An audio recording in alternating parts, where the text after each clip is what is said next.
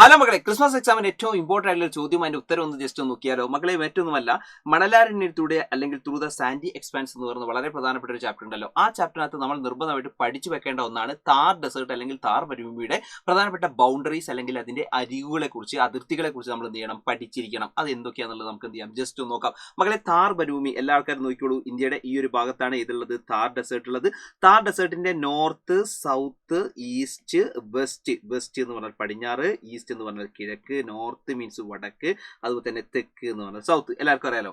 വടക്ക് ഭാഗത്ത് സത്ലജ് റിവർ ബേസിലാണ്. വടക്ക് ഭാഗത്ത് അല്ലെങ്കിൽ ഈ പറയുന്ന നോർത്ത് ഭാഗത്ത് ഏതാണ്, സത്ലജ് നദീതടമാണ് കാണാൻ വേണ്ടി പറ്റുന്നത്. അതേപോലെ തന്നെ സൗത്ത് അല്ലെങ്കിൽ തെക്ക് ഭാഗത്ത് ആരാണ് എന്ന് ചോദിച്ചു കഴിഞ്ഞാൽ നിങ്ങൾക്ക് കാണാം, റാൺ ഓഫ് കച്ച് ആണ് ഇത് ഈ പറഞ്ഞ സൗത്ത് ഭാഗത്ത്.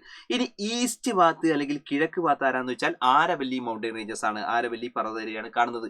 ഇനി വെസ്റ്റ് അല്ലെങ്കിൽ പടിഞ്ഞാറ് ഭാഗത്ത് ആരാന്ന് വെച്ചാൽ ഇൻഡസ് റിവർ ബേസിനാണ്, ഈ പറഞ്ഞ സിന്ധു നദീതടമാണ് എന്ത് ചെയ്യുന്നത്, കാണാൻ വേണ്ടി പറ്റുന്നത്.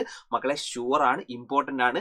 താർ ഡെസേർട്ടിന്റെ പ്രധാനപ്പെട്ട ബൗണ്ടറീസ് അല്ലെങ്കിൽ അരികുകളെ കുറിച്ച് എന്ത് ചെയ്യും, ചോദിക്കും. സോ നിർബന്ധമായിട്ട് നിങ്ങൾ താർ മരുഭൂമിയുടെ സ്വാഭാവികമായിട്ടുള്ള അതിരുകളെ കുറിച്ച് നിർബന്ധമായിട്ട് എന്ത് ചെയ്യണം, പഠിച്ചു വെച്ചോളണം. സോ സെറ്റ് അല്ലേ?